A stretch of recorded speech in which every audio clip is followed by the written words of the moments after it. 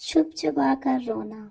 जब कोई इंसान अकेला बैठकर अल्लाह के सामने फरियाद करता है तो अल्लाह क्या जवाब देता है। बिस्मिल्लाहिर्रहमानिर्रहीम।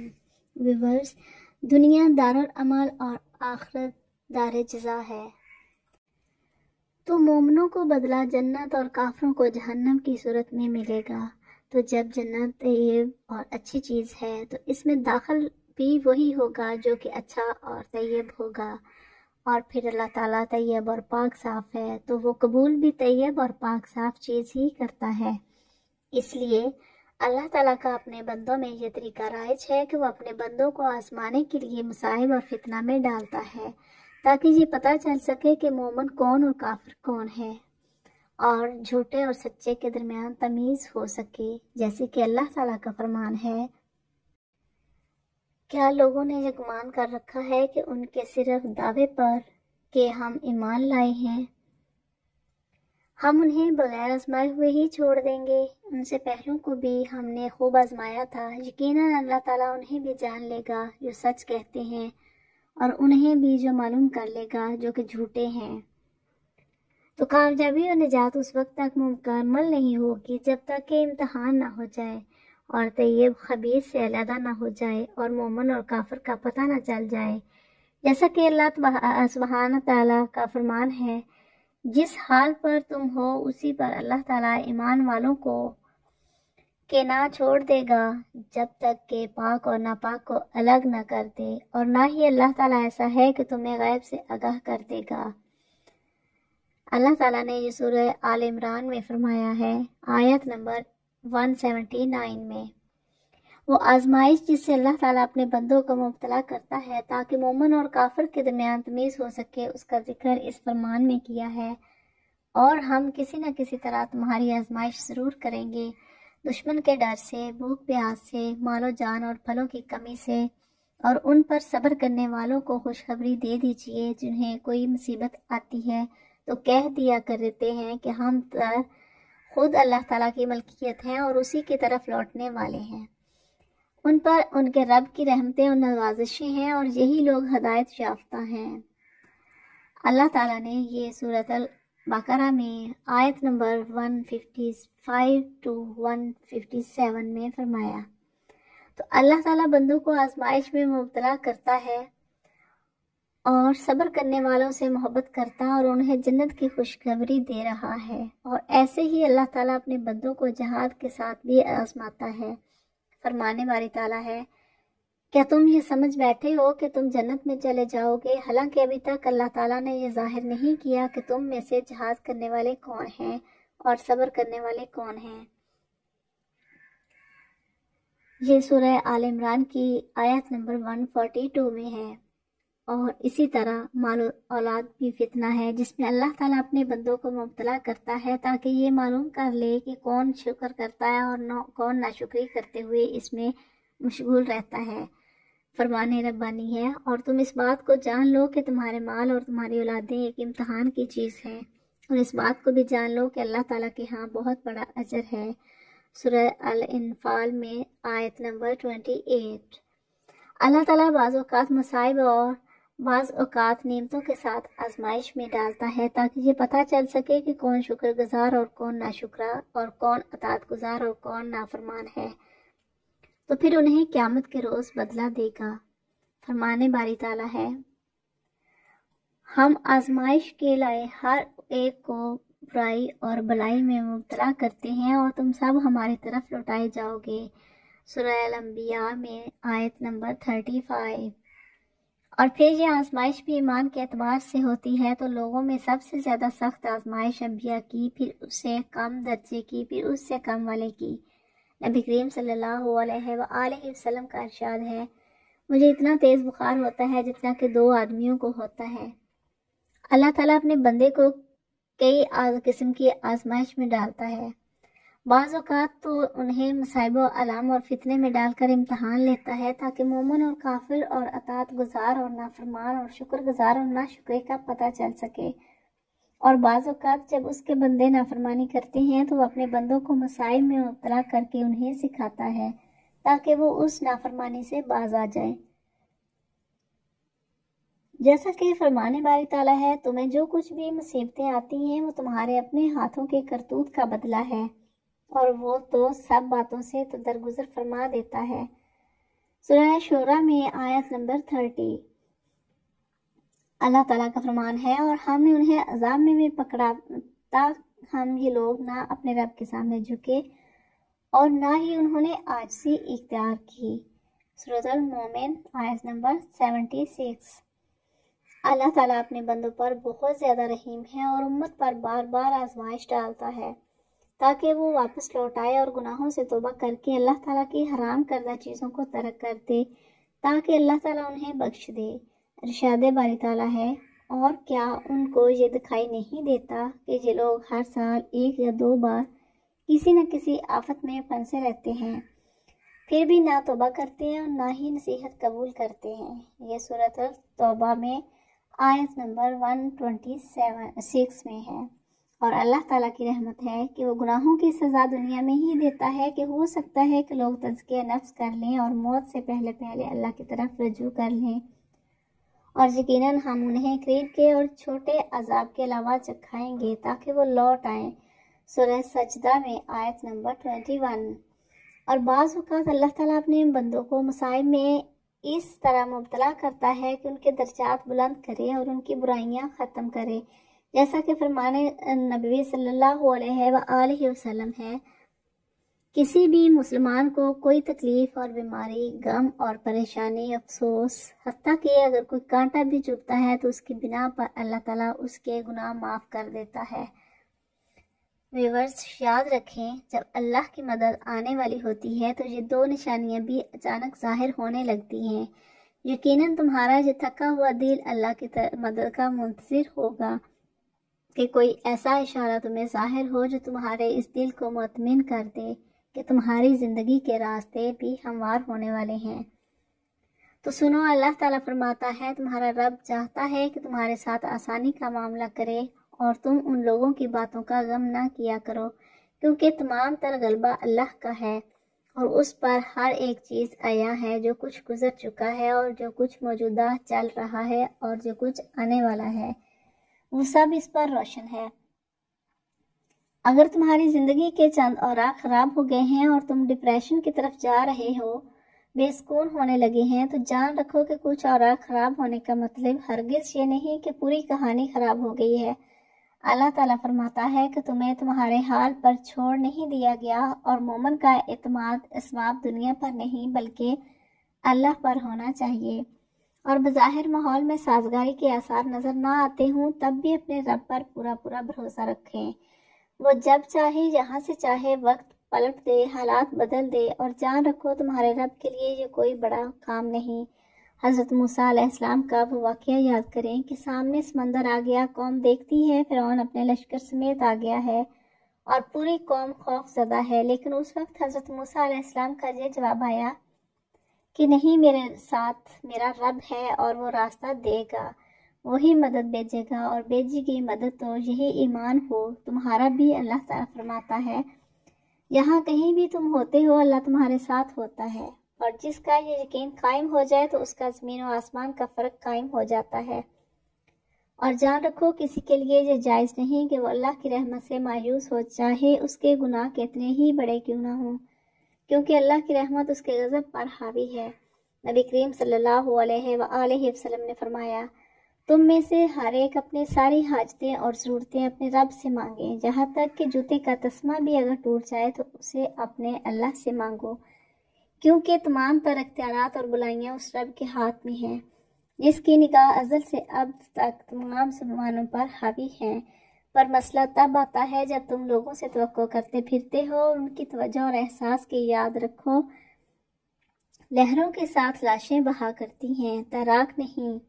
میرا رب فرماتا ہے، اور جن لوگوں نے اللہ کو چھوڑ کر دوسرے لوگوں کو اپنا مددگار بنا رکھا ہے اور ان سے امیدیں جوڑ رکھی ہیں، اس کی مثال اس مکڑی جیسی ہے، وہ بھی ایک گھر بناتی ہے مگر سب سے کمزور گھر اس مکڑی کا ہوتا ہے۔ کاش کہ تم جانتے کہ اللہ کی معیشت ساری معیشتوں پر غالب ہے، اور اس رب میں جو چیزیں تمہارے لیے بنائی ہیں وہ خود تمہیں تلاش کر رہی ہیں۔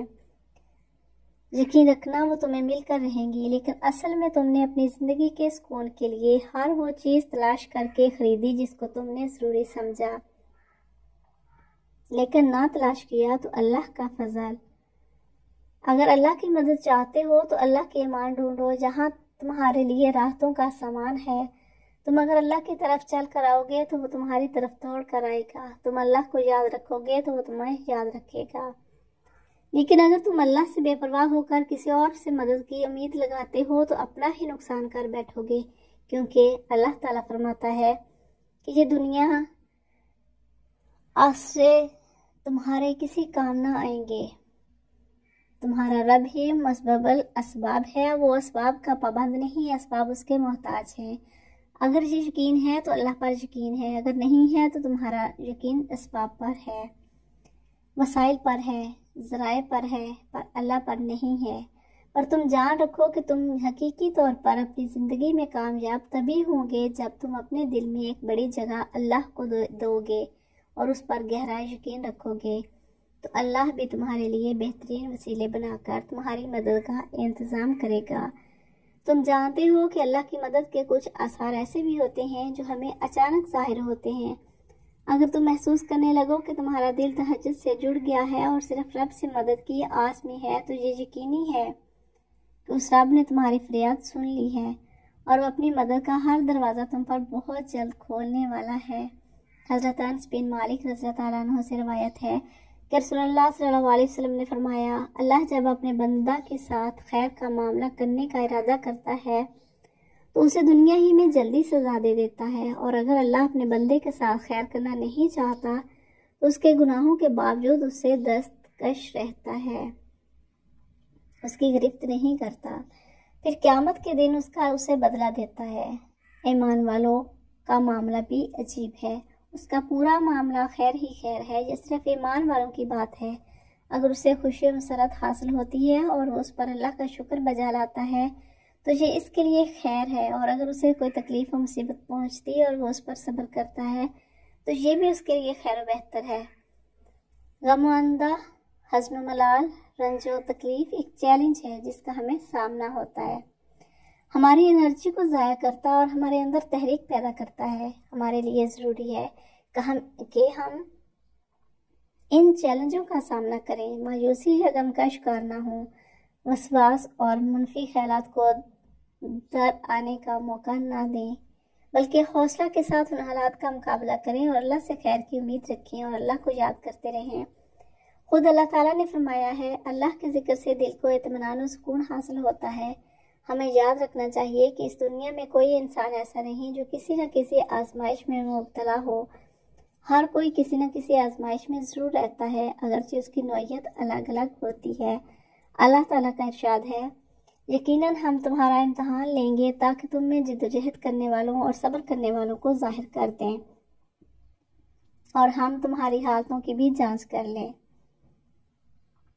سورہ المحمد کی آیت نمبر 31 میں یہ فرمایا گیا ہے، جب کوئی انسان اکیلا بیٹھ کر اللہ کے سامنے روتا ہے، گڑ گڑاتا ہے، فریاد کرتا ہے تو اللہ اسے کیا جواب دیتا ہے؟